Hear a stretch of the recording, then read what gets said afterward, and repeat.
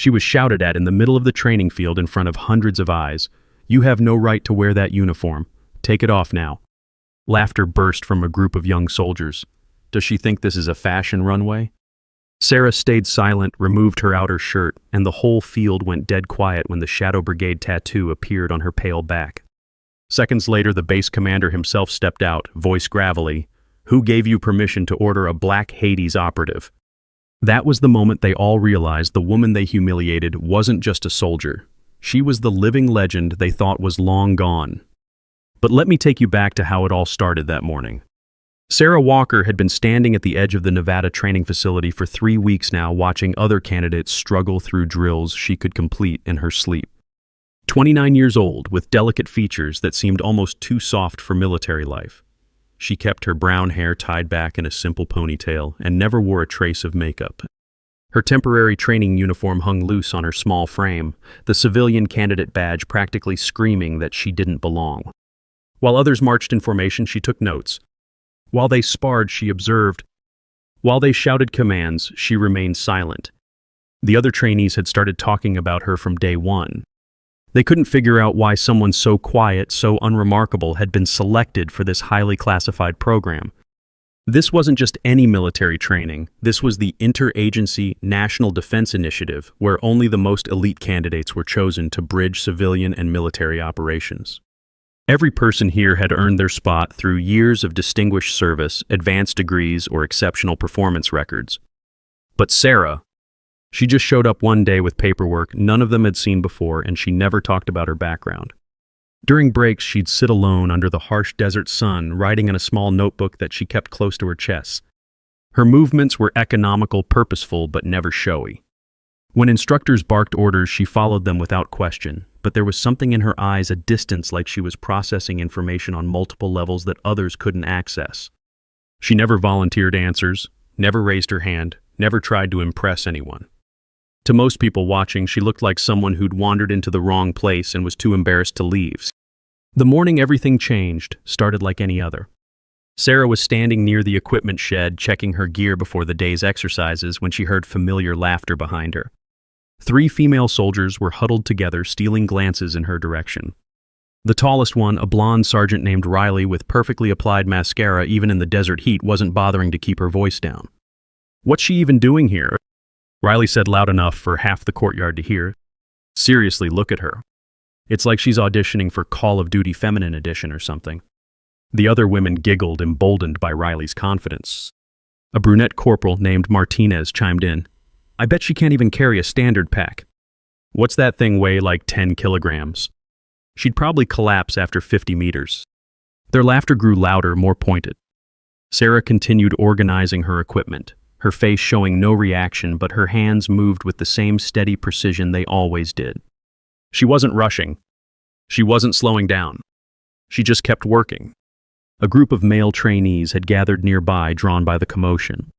One of them, a stocky guy with arms covered in military tattoos, squinted at Sarah like she was a puzzle he couldn't solve. "No, seriously though," he said, crossing his arms. "Who sponsored her for this program? Someone's daughter getting a free ride?" His comment drew nods from the others. Another soldier, younger with a crew cut that looked fresh from basic training, shook his head. "This is supposed to be elite training. We're talking about national defense here.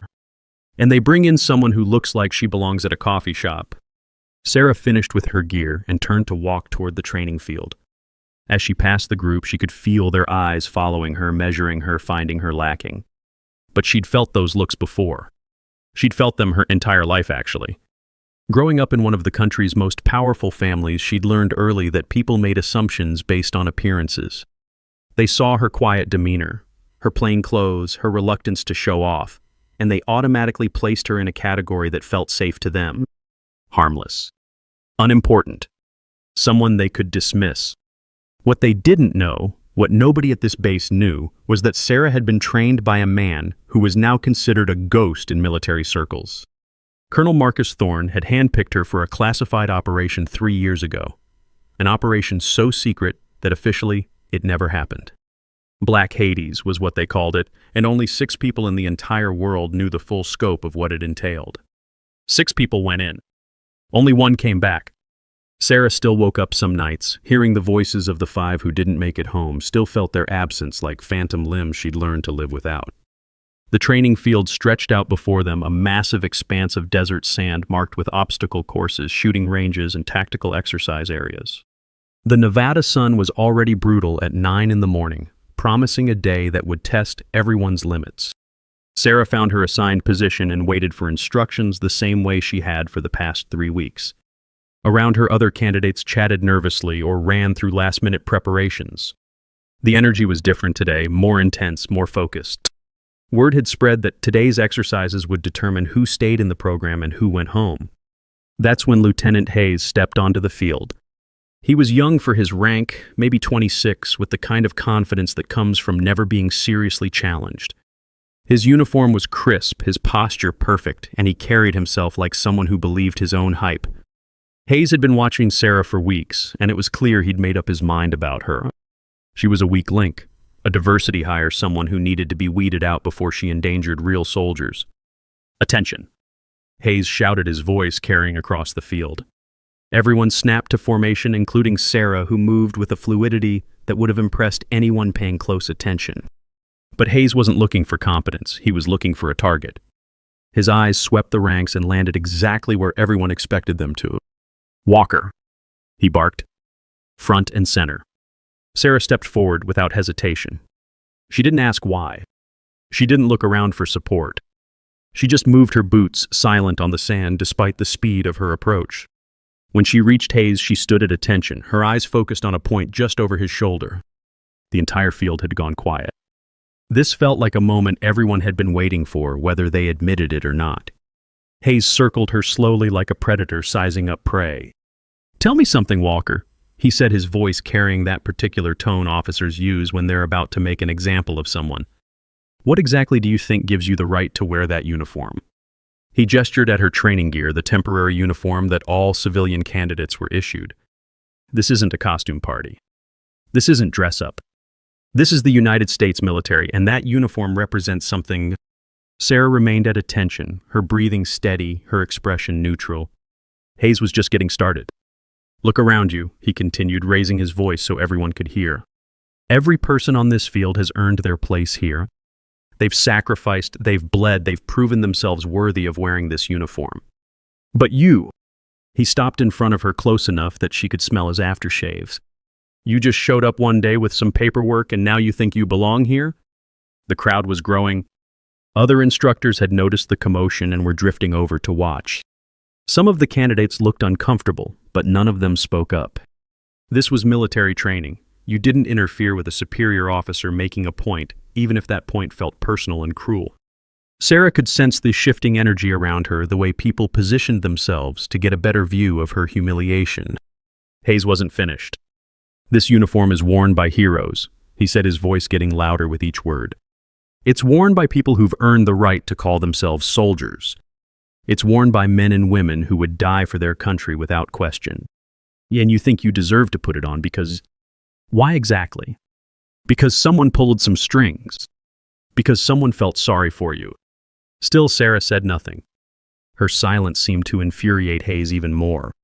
He was used to getting reactions, used to seeing people crack under pressure. But Sarah just stood there, absorbing his words like they were background noise. Her calm was unnatural, unsettling. It made Hayes feel like he was performing for an audience that wasn't really watching. That's when he decided to escalate. "You know what?" Hayes said, stepping back so everyone could see both of them clearly. "I don't think you've earned the right to wear that uniform at all.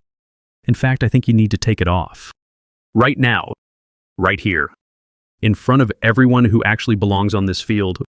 The words hung in the desert air like a physical presence. Even the instructors looked surprised. This was going beyond normal hazing, beyond acceptable military discipline. This was public humiliation, pure and simple.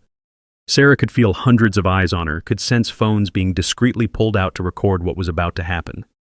This moment would be talked about for months, maybe years. The day the civilian candidate was stripped of her uniform in front of the entire training facility. But Sarah didn't flinch. She didn't protest. She didn't look around for someone to intervene. Instead, she reached for the zipper of her outer training jacket with the same steady hands she'd used to organize her gear that morning. The metal teeth separated with a soft sound that seemed impossibly loud in the silence. She shrugged the jacket off her shoulders and let it fall to the sand at her feet. Underneath, she wore only a plain white tank top. Her arms were lean but defined, marked with small scars that most people would assume came from training accidents. But it wasn't her arms that caught everyone's attention. It was her back. As Sarah turned, slightly adjusting her position in the heat, a tattoo became visible between her shoulder blades. Not just any tattoo, a specific design that made several of the older instructors take a sharp breath. The Shadow Brigade insignia. A black hawk with wings spread wide, clutching a lightning bolt in its talons, surrounded by 5 stars arranged in a pattern that looked random, unless you knew what to look for. It was beautiful, intricate work, but that wasn't what made people stare. It was what that symbol meant. The Shadow Brigade wasn't a unit you could enlist in. It wasn't something you could earn through normal channels. It was a designation reserved for operatives who had completed missions so classified that their existence was barely acknowledged by the Pentagon. Hayes had stopped talking. His mouth was still open, as if the words he'd been about to say had gotten stuck somewhere between his brain and his vocal cords. Around the field, conversations died mid-sentence. People who had been leaning in to get a better view of Sarah's humiliation suddenly found themselves stepping back unconsciously, creating distance between themselves and something they didn't understand. That's when the footsteps approached from behind. Heavy measured, carrying the weight of absolute authority. Colonel James Morrison had been watching from his office window initially, just keeping an eye on routine training exercises. But when he saw Hayes stripping a candidate in the middle of the field, he'd put down his coffee and started walking. Morrison was a man who'd seen everything the military had to offer. 30 years of service, 3 tours in active combat zones, commendations from every branch of the armed forces. He didn't get excited easily and he didn't get surprised often.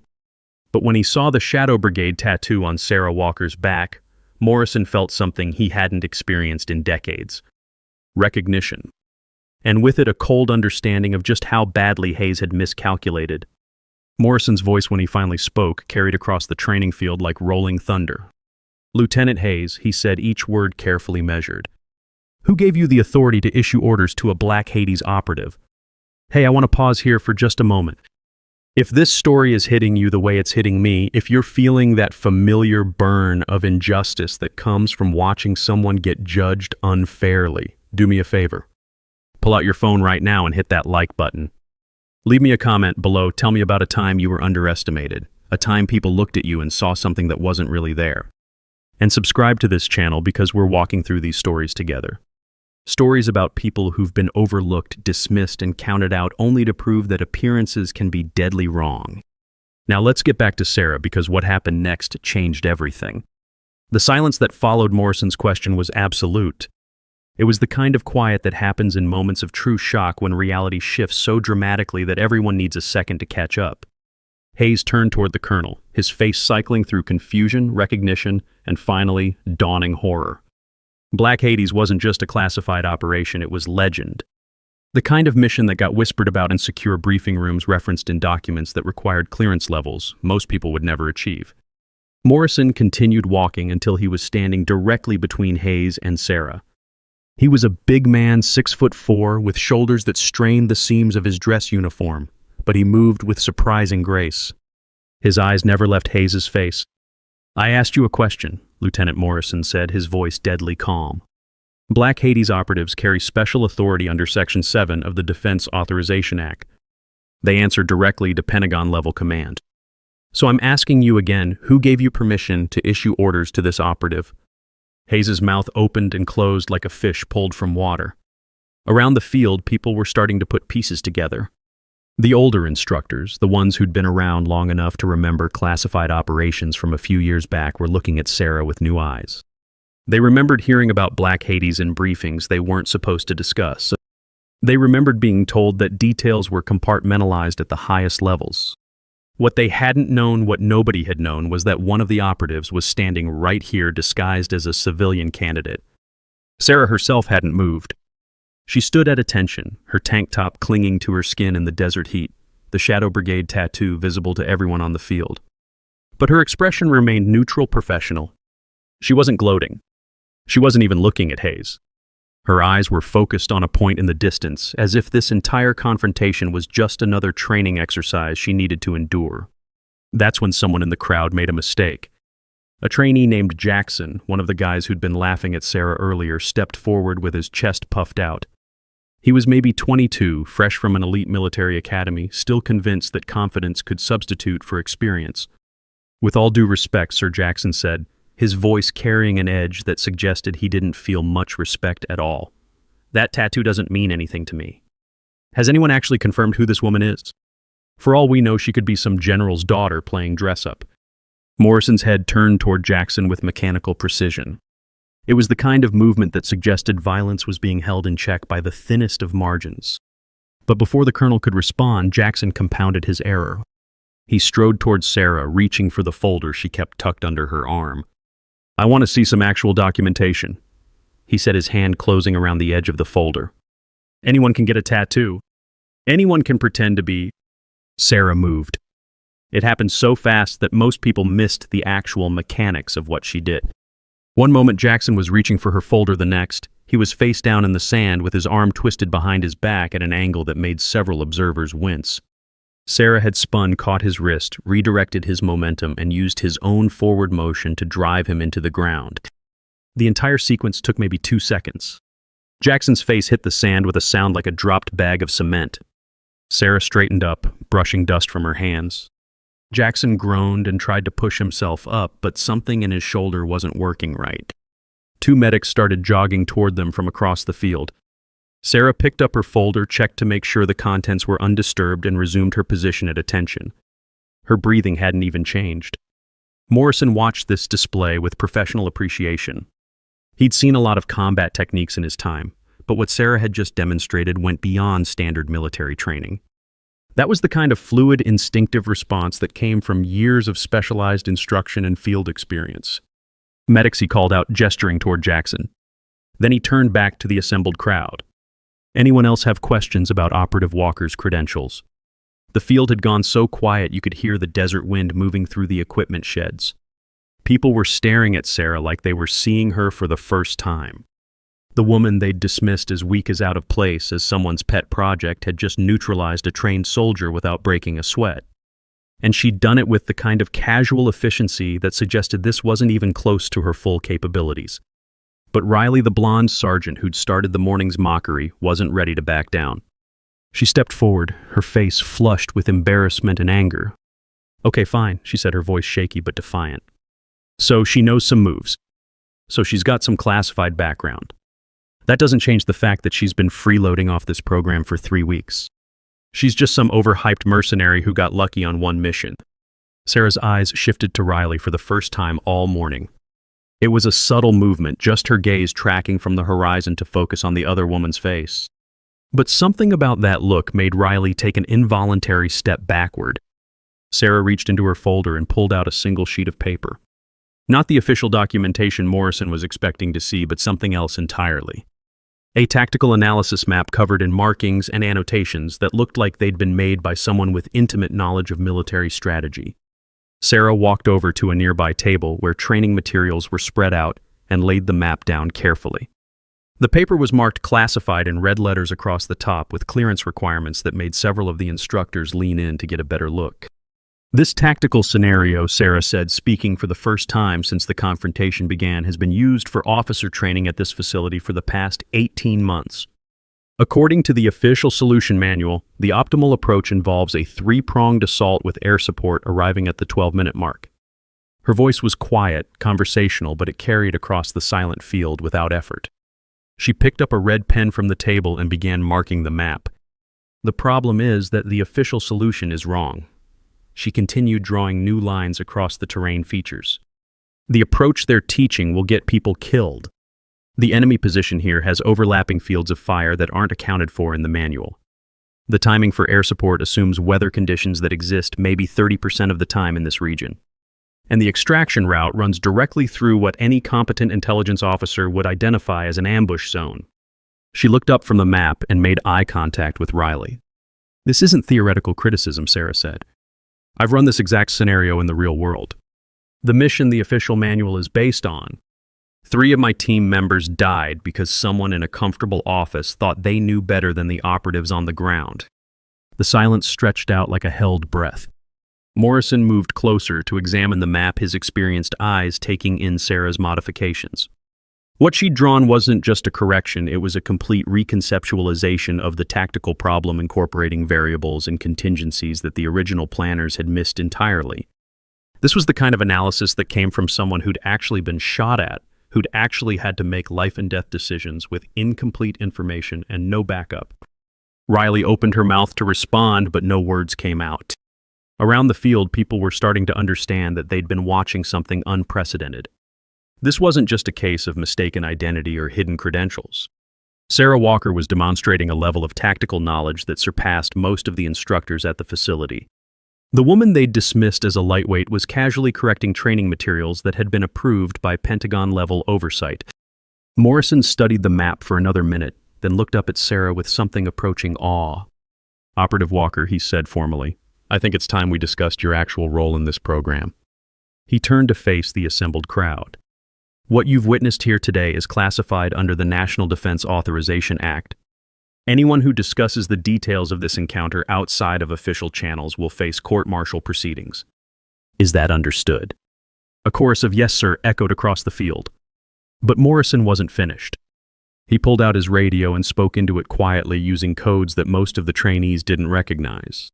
Within minutes, official vehicles were pulling up to the edge of the training area. Men in dress uniforms stepped out carrying briefcases and wearing expressions that suggested this was serious business. One of them approached Morrison and handed him a sealed envelope. The colonel opened it, read the contents, and nodded gravely. "Ladies and gentlemen," he announced, his voice carrying the weight of official proclamation. "I have just received an emergency directive from the Department of Defense. Effective immediately, Sarah Walker is appointed as Senior Tactical Advisor to this training facility, with absolute authority over curriculum development and operational planning." The words hit the field like a physical force. Senior Tactical Advisor wasn't just a title, it was a position that put Sarah in charge of the very people who'd been mocking her minutes earlier. She would be reviewing their performance, determining their fitness for continued service, making decisions about their careers and their futures.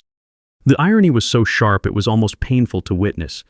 Sarah accepted the appointment with the same calm professionalism she'd shown throughout the entire confrontation. She didn't smile. She didn't gloat. She didn't even look particularly surprised. She just nodded to Morrison and said, "Thank you, sir. I'll do my best to improve the effectiveness of this program." But the consequences were just beginning. Over the next few hours, as word of the morning's events spread through the facility, careers began to crumble. Lieutenant Hayes found himself facing an immediate inquiry into his conduct, with witnesses lining up to testify about his inappropriate behavior. Military protocol was clear about respect for superior officers, and Hayes had unknowingly ordered a Pentagon-level operative to strip in front of hundreds of observers. His career was effectively over before lunch. Riley discovered that her mockery of Sarah had been recorded by multiple phones and was already making its way through military social media channels. The video showing a sergeant publicly insulting a Shadow Brigade operative reached her commanding officers within hours. Riley's sponsorship for advanced training programs was revoked, and she found herself reassigned to a remote posting in Alaska where her attitude would have fewer opportunities to cause problems. Jackson, still nursing his injured shoulder, learned that assaulting a Black Hades operative carried federal charges that went far beyond military discipline. The medics had confirmed soft tissue damage that would take weeks to heal properly, and every day of his recovery would serve as a reminder of how badly he'd misjudged the quiet woman in the ill-fitting uniform. Martinez and the other soldiers who'd participated in the morning's harassment found themselves under investigation for conduct unbecoming. Their social media accounts were reviewed, their training records scrutinized, their fitness reports downgraded. The military didn't tolerate bullying under normal circumstances, but when that bullying was directed at a decorated operative, the consequences became career-ending. Sarah had never wanted recognition. She'd never wanted to prove herself to people who judged her unfairly. But sometimes the world forced these moments on you. Moments when silence became impossible and truth demanded to be heard. She'd spent 3 weeks being dismissed, underestimated, and mocked. But in the end, she'd let her competence speak louder than any defense she could have offered. "Where are you watching from?" Leave a comment below and hit follow to walk with me through heartbreak, betrayal, and finally healing.